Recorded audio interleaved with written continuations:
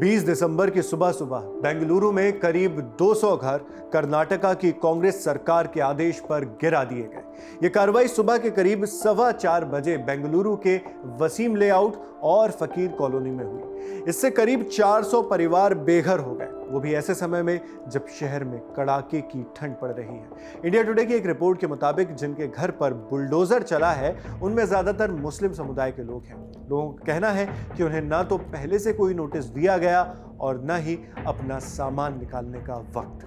The news minute की एक report बताती है कि BSWML यानी Bengaluru solid waste management limited के अधिकारियों का कहना है ये घर सरकारी जमीन पर बने थे और अतिक्रमण हटाने के अभियान के तहत तोड़े गए हैं।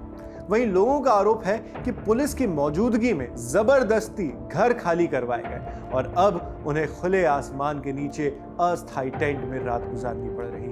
इंडिया टुडे के मुताबिक BBMP की टीम 4 JCB और 150 से ज्यादा पुलिसकर्मियों के साथ इस कार्रवाई के लिए इलाके में पहुंची थी। कर्नाटका सरकार का कहना है कि यह घर सरकारी जमीन और झील के पास अवैध तौर पर बनाए गए थे। वो जगह उर्दू गवर्नमेंट स्कूल के पास आती है, लेकिन लोगों का कहना है कि उन्हें पहले से कोई नोटिस नहीं दिया गया और पुलिस ने अचानक आकर घर खाली करवाए।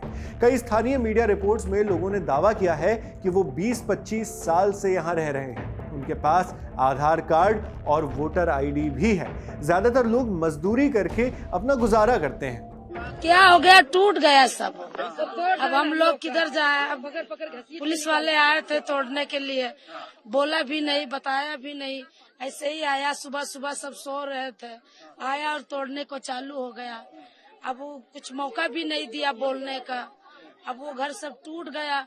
अब सरकार से दरखास्त है कि हम लोग गरीबों को कोई बिठा दे।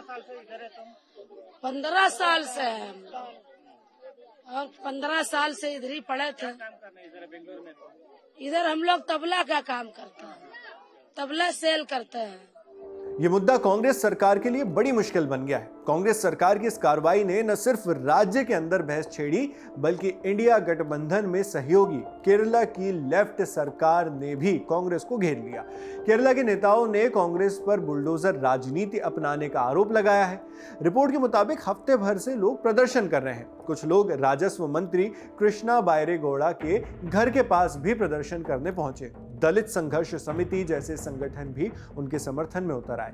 केरला के मुख्यमंत्री पिनराई विजयन ने इसे अल्पसंख्यक विरोधी राजनीति बताया। उन्होंने कहा कि बेंगलुरु की फकीर कॉलोनी और वसीम लेआउट में घर गिराने की कार्रवाई, जहां सालों से रह रहे मुस्लिम परिवारों को उजाड़ दिया गया, यह दिखाता है कि बुलडोजर राज अब आम होता जा रहा है। दुख की बात यह है कि संघ परिवार की जिस अल्पसंख्यक विरोधी राजनीति की आलोचना कांग्रेस करती रही, वही काम अब कर्नाटका में कांग्रेस सरकार के दौरान हो रहा है। जब कोई सरकार डर और जोर जबरदस्ती से राज चलाती है तो सबसे पहले संविधान के मूल्य और इंसानी गरिमा कुचले जाते हैं। सभी सेक्युलर और लोकतांत्रिक ताकतों को मिलकर इस खतरनाक चलन का विरोध करना चाहिए। ये तमाम बातें केरला के CM पिनराई विजयन ने कही।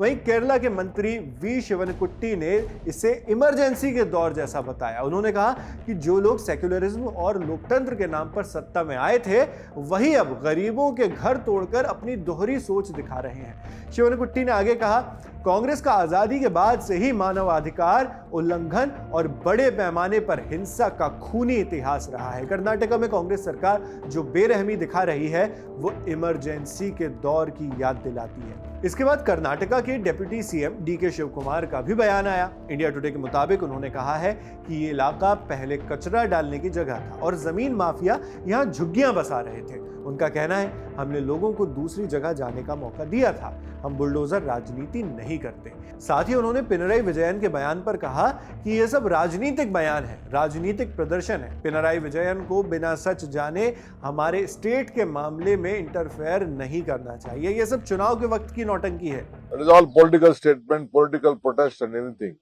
We don't want anyone to this one.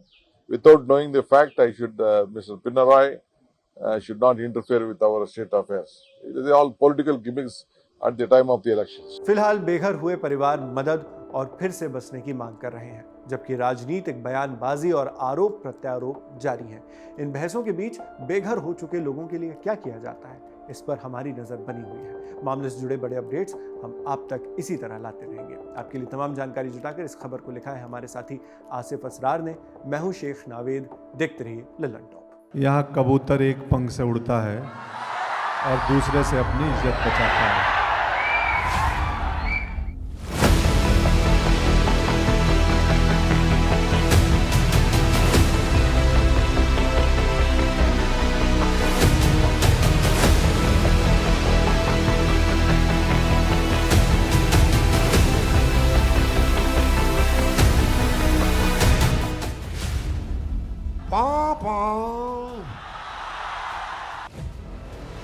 Reel नहीं, बिहार वाली रियल वाइब्स चाहिए तो 10 जनवरी को आइए बापू सभागार पटना, जहां सजेगा लल्लन टॉप अड्डा।